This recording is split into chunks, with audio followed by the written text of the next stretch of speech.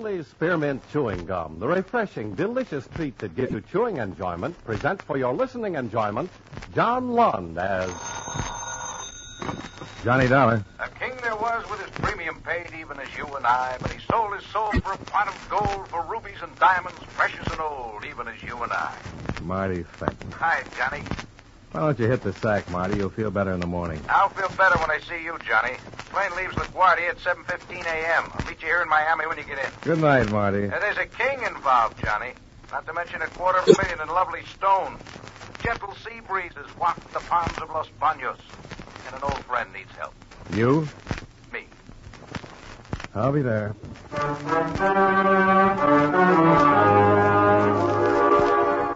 The makers of Wrigley's Spearmint Chewing Gum bring you John Lund in another adventure of the man with the action-packed expense account, America's fabulous freelance insurance investigator.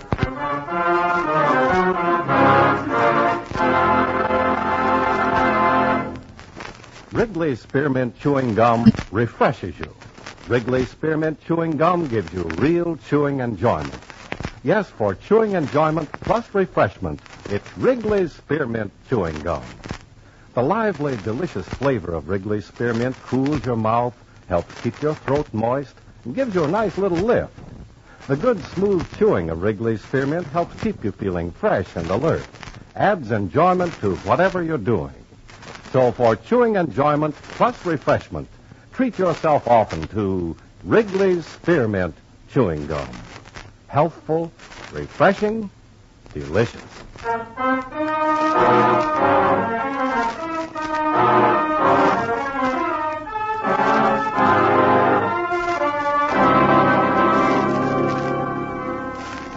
Expense account submitted by Special Investigator Johnny Dollar to Home Office, Eastern Indemnity and Insurance Company, Hartford, Connecticut.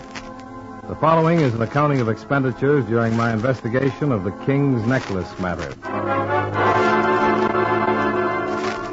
Expense account item 1, $134.70. Airfare and incidentals between Hartford and Miami. Waiting at the airport, as promised, was your Southern States Agency manager, Marty Fenton. Over a cup of brew in the coffee shop, he briefed me on the assignment. Ever hear of King Rawlings, Johnny? King Rawlings? Financial tycoon, wasn't he? Retired some 15, 20 years ago? That's the lad. About a year ago, he wrote a policy on $250,000 necklace that he owned. Which has suddenly turned up among the missing? Not yet. You expect it to? Well, we got a letter from him day before yesterday. Claimed somebody attempted to break into his safe. Thinks they were after the necklace. Well, I'm usually sent for after the crime's been committed. True, my lad, true. Oh, pass the sugar, will you, please? Sure. So what am I doing here now? The policy's coming up for renewal, Johnny. There have been nasty rumors circulating around about Rawlings' present financial condition. Afraid he's starting a build-up to put in a fraudulent claim? Been done before. The boys in Hartford get pretty stuffy about that kind of skullduggery. Now, we want you to check around Los Banos and see what you come up with. Is that where the gentle sea breezes waft through the palm trees? 2,000 imported ones. Los Banos is Rawlings' own personal island off the coast of Cuba. He's lived there for 20 years, surrounded by his memories, his trees, and his collection. Of precious stones? People. Oh, your plane's waiting, Johnny. I hired a little amphib to fly Let's you not down. brush off the... The prejudice of stalwart investigator about to brave the dangers of Rawlings Isle. On your way, lad. May the blessings of Eastern Indemnity follow you even unto the ends of Los Banos.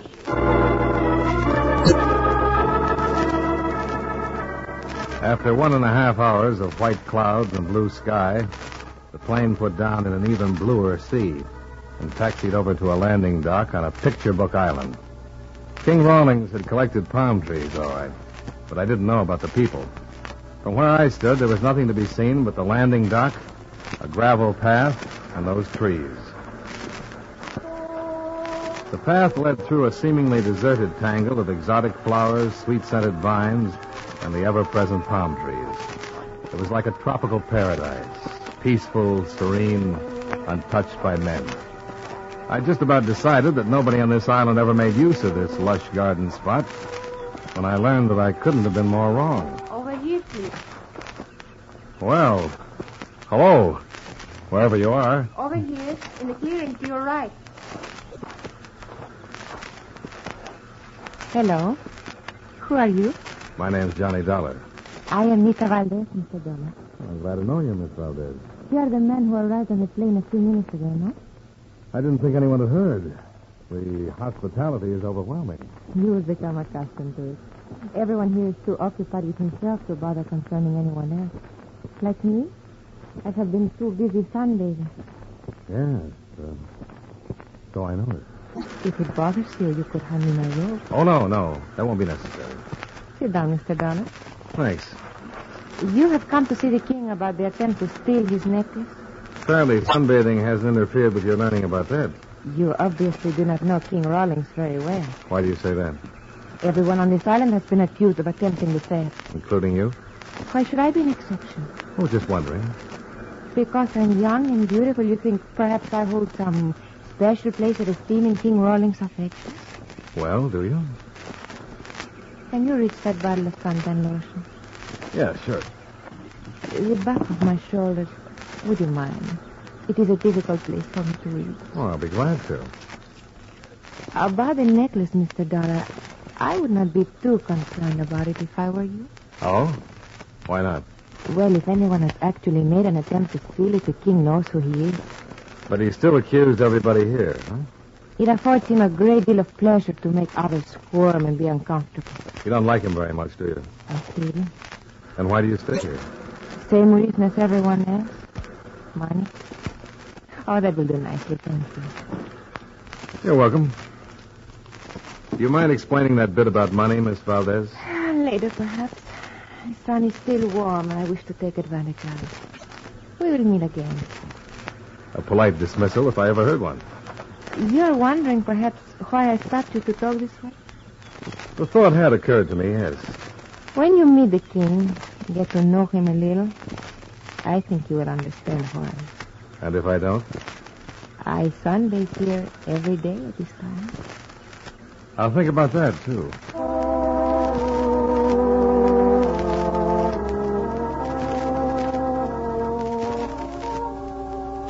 I found that Rawlings, like all good kings, lived in a castle. This one, obviously imported, stone by stone, from some Moorish province. A nervous little man came to the main gate and escorted me inside to the baronial hall. Harley is my name, Mr. Dollar. Timothy B. Harley. I'm Mr. Rawlings' secretary. In here, please. Mr. Rawlings' study. He'll be down to join you shortly. Thanks, Mr. Harley. I presume you're here about the necklace, Mr. Dollar? A favorite topic of conversation around here, isn't it? I beg your pardon? The necklace. Oh, yes, of course. Well, under the circumstances, you see, the attempted theft and all, it, has someone else mentioned it to you? Any reason why they shouldn't? Oh, no, not at all. No. It was just that, well, was it Nita Valdez by any chance? What makes you think so? Why, nothing. Oh, no, nothing at all. Only, you see, it was where, to tell you the truth, I've suspected something for a long time. It's come to my attention. You talk too much, Harley. Mr. Rawlings. Oh, I didn't hear you come in. I was just telling Get out. Mr. Rawlings. You're from the insurance company? That's right, Johnny Dollar. Why you instead of Marty Fenton? He's an agent. I'm a special investigator.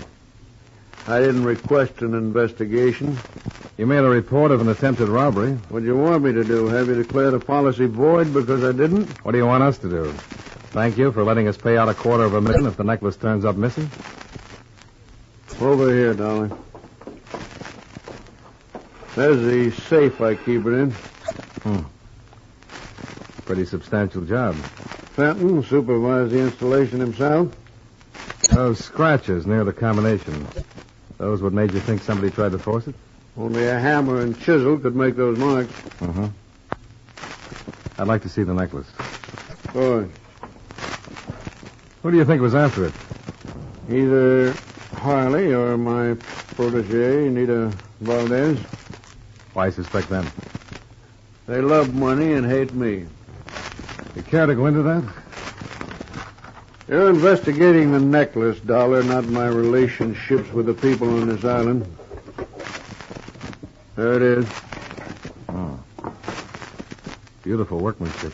What else did you expect for $250,000? A little more than this, Rawlings. Hmm? I'm no expert on precious stones, but 10 will get you 20 if these aren't paste.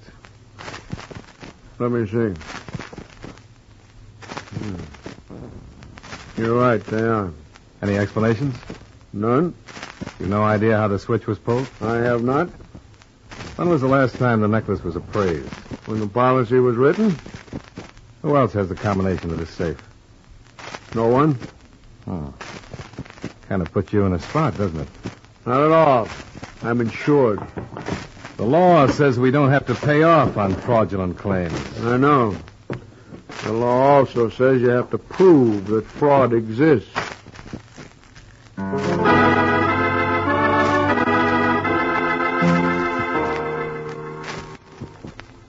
I broke the news to Marty via Rawlings' radio phone and looked around for something to improve the shining hours while waiting for him to arrive.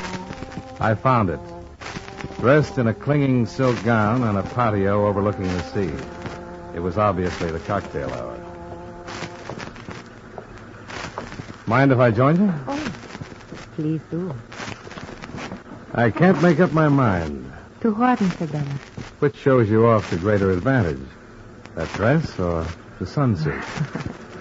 For that, you may have a choice of rewards. Scotch or martini? Nothing, thanks. Well, what did you think of him? The king? Yes, I'm more interested in what you think of him. I have already told you I know.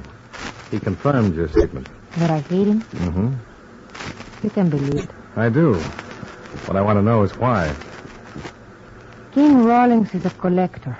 Stamps, butterflies, out-of-state license Of plates. people, Mr. Dollar. How does this fascinating game of his work?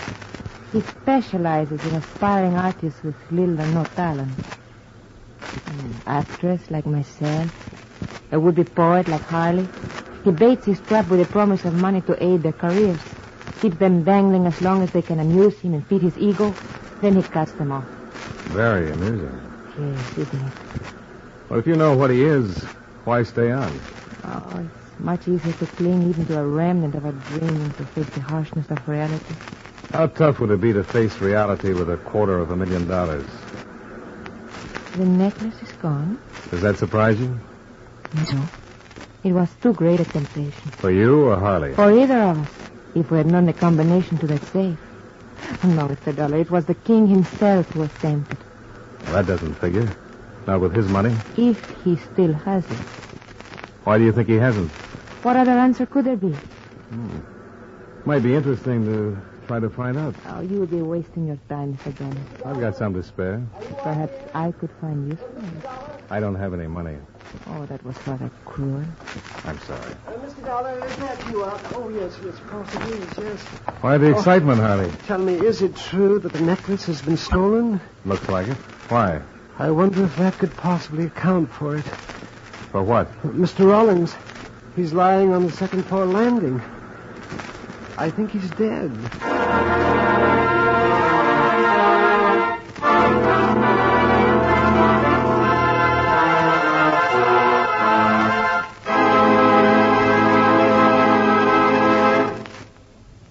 Friends, wherever you are, whatever you're doing, you'll enjoy chewing Wrigley's Spearmint Gum. Chew Wrigley's Spearmint while you're working. The lively, full-bodied flavor of Wrigley's Spearmint gives you a refreshing little lift. The smooth, pleasant chewing of Wrigley's Spearmint Gum helps keep you feeling relaxed and satisfied. Makes your job seem easier. Chew Wrigley's Spearmint Gum in your home, when you're out walking or driving, when you're enjoying sports and other activities. Wrigley's Spearmint Gum tastes good anytime, and the natural chewing aids digestion and helps keep your teeth bright and attractive. Yes, wherever you are, whatever you're doing, you'll enjoy chewing Wrigley's Spearmint Chewing Gum. Healthful, refreshing, delicious.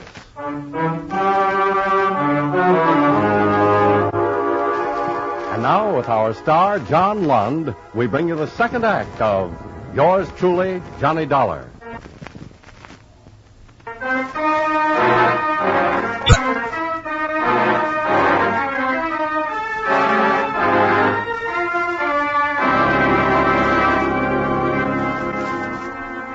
Timothy B. Harley couldn't have been more right.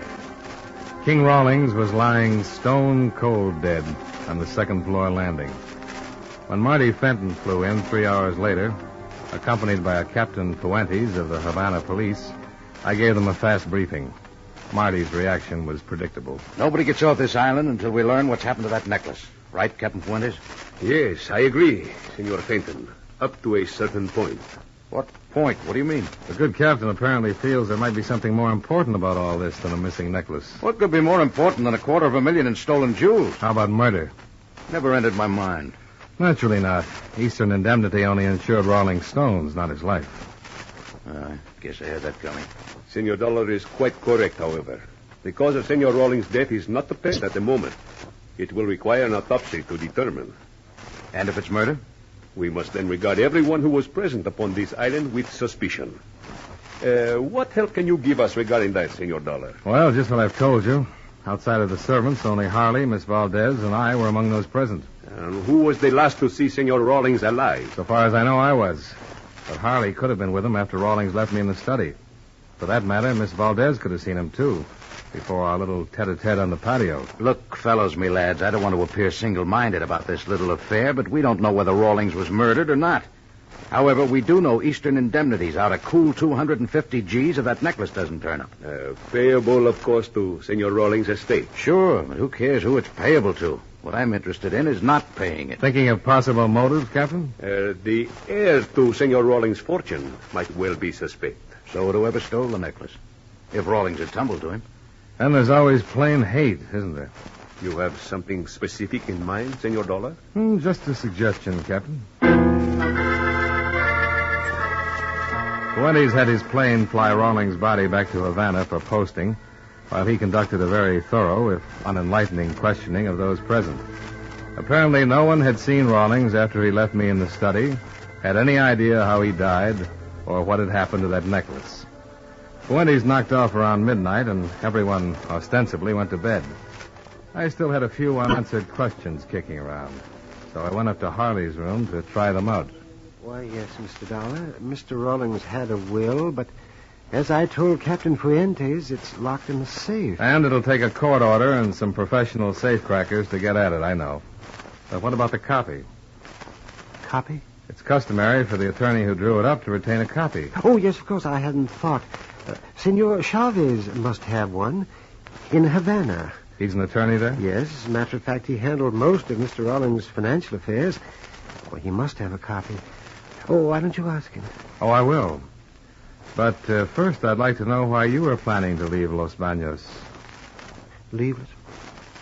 Well, how did you know? Well, maybe you can think of another reason for having a half-filled suitcase laying there on your bed. Oh, yes, of course. Yes. I was planning to leave. No reason why I shouldn't. After all, my employment here has been terminated. Have you discussed the idea with Captain Fuentes? Well, no, but why should he object? I'm not guilty of anything. Just a thought, Harley. Mind if I take a look at that suitcase? No, don't touch that. I don't. Well, what do you know? A brown paper parcel neatly wrapped and tied. You mind telling me what's in it? It's none of your business. Put that down. It wouldn't be a necklace by any chance, would it? Put it down, Dollar. Oh, sure, right away. Well, that's interesting. All new, crisp, in $100 denominations. Must be close to $10,000 here. Well, what of it? It's mine. Oh, I don't doubt that. I'm just wondering where you got it. I saved it. Working for Rawlings? Yes, why not? I saved it working for Rawlings. It's mine. Okay, Harley. I don't want it. Don't you really know why Captain Fuentes might object to your leaving now? No. I most certainly don't. Remarkable.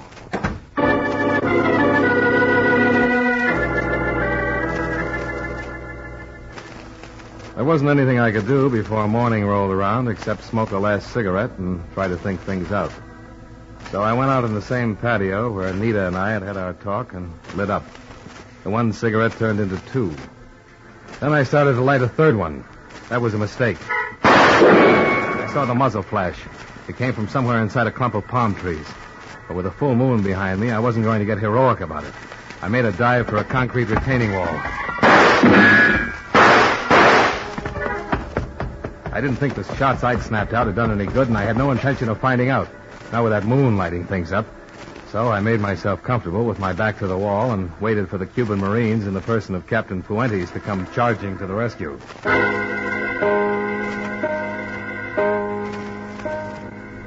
Some 15 minutes later, Marty, the captain, and I held a council of war on our way down to the landing docks. I found these 2 empty shells under one of the palm trees, Senor Dollar. But that was all. No trace of the person who fired them. What about Harley? He's not in his room. So far, I've been unable to locate him. Hardly seems reasonable, Johnny. What could be so important about that money you saw to make him want to kill you? I don't know that he did, Marty. But I'd like to ask him a couple of questions about it. But why come down here to the boathouse, senor? Well, with your plane gone, there's only one way off this island. Rawlings speedboats. We'd better make sure they're locked up tight.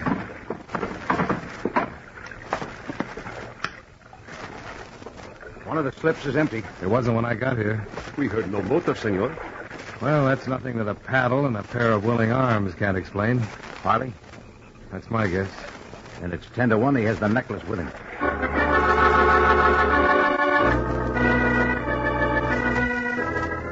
Expense account item 2, $5.65.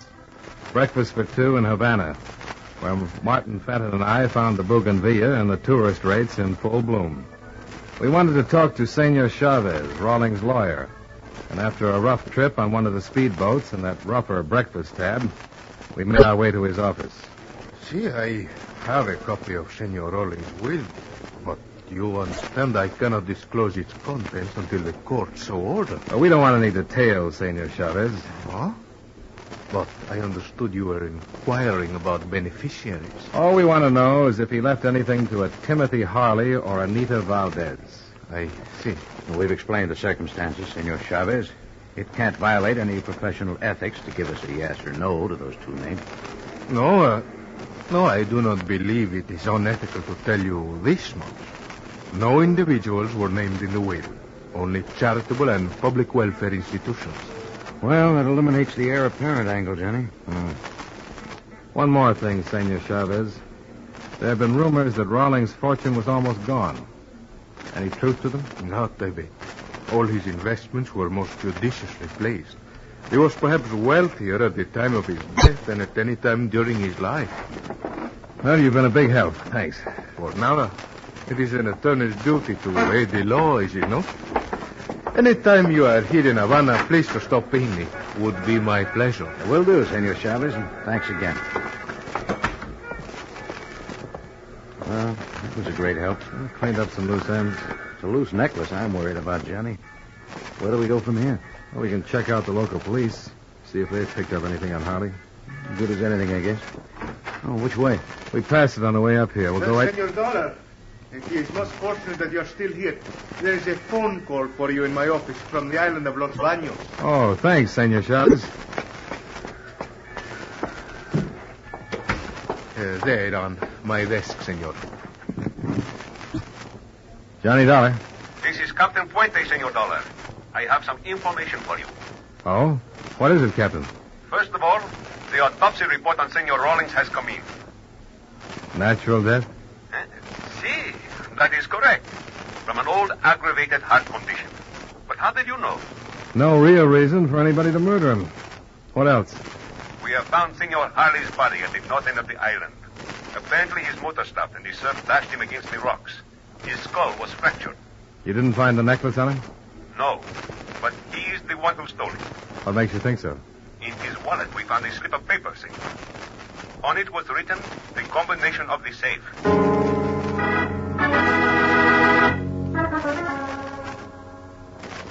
Expense account item 3, $35. Transportation of speedboat back to Los Baños.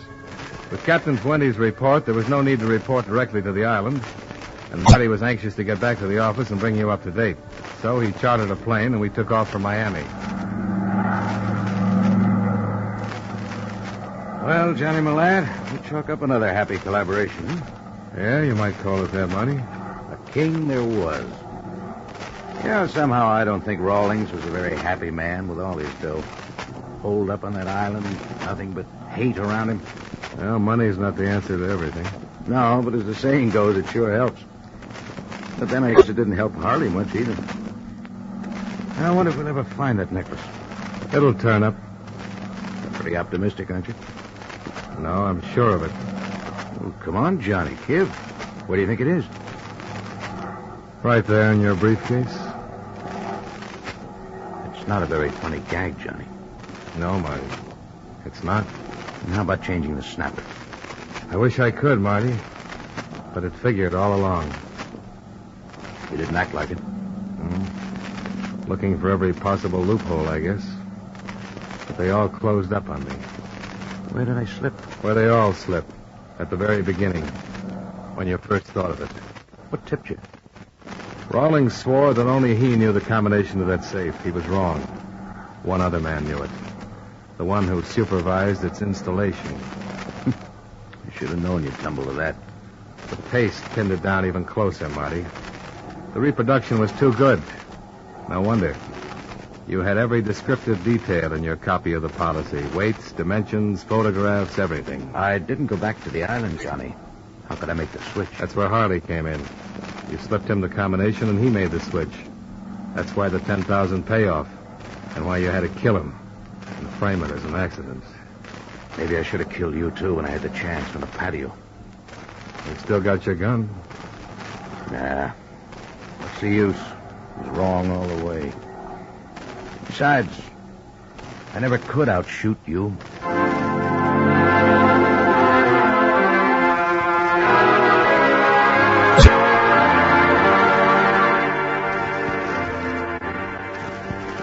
Expense account item 4. $32.15. Hotel bill and incidentals in Miami. Item 5, $141.10. Plane fare and incidentals back to Hartford. Expense account total, $348.60. Remarks. With all due deference to my chosen profession, sometimes this is a lousy business. Yours truly, Johnny Dollar.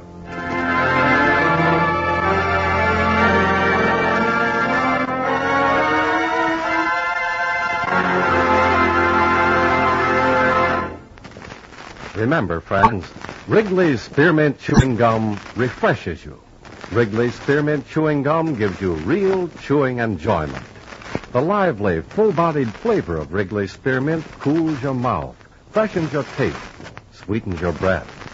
The smooth, pleasant chewing of Wrigley's Spearmint helps keep you feeling relaxed and satisfied, makes whatever you're doing more enjoyable. Yes, for refreshment plus chewing enjoyment, treat yourself often to Wrigley's Spearmint Chewing Gum. Millions enjoy it daily. Get a few packages and always keep some handy. That's Wrigley's Spearmint Chewing Gum. Healthful, refreshing, delicious.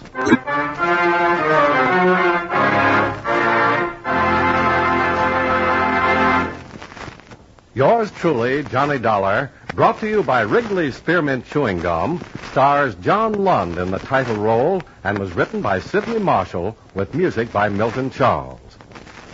Featured in tonight's cast were Jack Moyles, Lillian Baya, Tom Tully, Howard McNear, Nestor Paiva, and Don Diamond.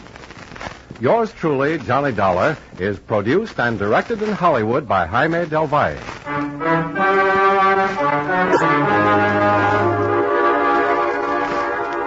The makers of Wrigley's Spearmint Chewing Gum hope you enjoyed tonight's story of Johnny Dollar and that you're enjoying delicious Wrigley's Spearmint Gum every day. This is Charles Lyon, inviting you to join us again next week at this same time when from Hollywood, John Lund returns as... Yours truly, Johnny Dollar.